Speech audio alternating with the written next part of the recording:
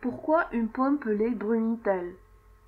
Après épluchage, un phénomène de brunissement de la membrane extérieure de la pomme apparaît. Ce n'est pas spécifique à la pomme. La plupart des autres fruits et légumes réagissent de la même manière. Les avocats, les pommes de terre et les bananes, etc. Il y a de responsables au brunissement des fruits. En premier lieu, l'oxygène. Par l'oxydation de la chair au contact du dioxyde de l'air, il entre en contact avec les protéines de la chair, glucides, lipides, acides aminés, et dégrade celles-ci par une réaction d'oxydation. En présence d'oxygène, on obtient des quinones, qui, elles-mêmes, vont se décomposer en un pigment brun, appelé mélanine.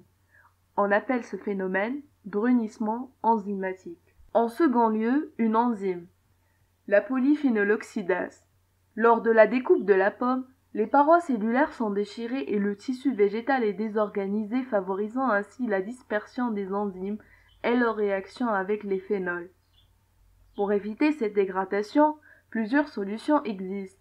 Consommer ou cuisiner la pomme rapidement ou entreprendre une action chimique ou thermique. Les actions chimiques possibles sont l'application de substances antioxydantes comme les jus d'agrumes, citron, orange, les vinaigres, car l'acide ascorbique qu'ils contiennent est antioxydant. Certains antioxydants de synthèse peuvent être ajoutés aux aliments. Ce sont les E300 à E321. Les actions thermiques sont la cuisson ou la pasteurisation qui détruisent les enzymes. En effet, la chaleur casse les ponts des sulfates qui sont des liaisons moléculaires qui donnent leur forme aux enzymes. Or, en biochimie, c'est la forme des enzymes qui conditionne leur action. Il est aussi possible au contraire de protéger la pomme de l'air dans une cloche à vide, afin de la priver de l'oxygène oxydant et de la conserver à basse température. D'autres facteurs comme la présence de métaux, la chaleur et la lumière favorisent l'oxydation. Ils agissent comme catalyseurs, c'est-à-dire qu'ils ne sont pas à l'origine de la réaction, mais contribuent à l'accélérer. La vitesse de réaction dépend notamment de l'acidité du fruit. Le pH optimal est de 6 ou 6,5. Les fruits acides ont tendance à brunir moins vite. Les industriels ont recours à des traitements plus radicaux, abaissement du pH, on trempe des fruits dans du vinaigre pour les légumes.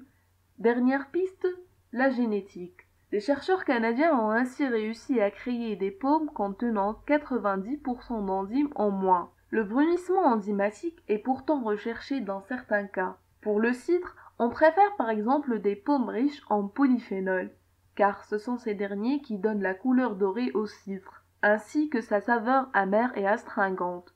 C'est aussi le phénomène recherché quand on fait sécher les feuilles de thé ou le tabac. Les polyphénols ont des propriétés par ailleurs très intéressantes. Ils protègent naturellement les végétaux contre les insectes et les maladies. Enfin, la pomme est une ressource inépuisable, même pour l'industrie. La floridine est par exemple un colorant jaune issu de la polyphénoxydase de la pomme, utilisé dans la confiserie, les sirops et même la cosmétique. Le brunissement enzymatique peut être bénéfique pour le développement du goût dans le thé, le développement de la couleur et la saveur des fruits secs comme les figues et les raisins. Le brunissement enzymatique est souvent préjudiciable aux fruits et légumes frais, y compris les pommes, l'avocat, les pommes de terre et les bananes. Merci beaucoup pour votre attention.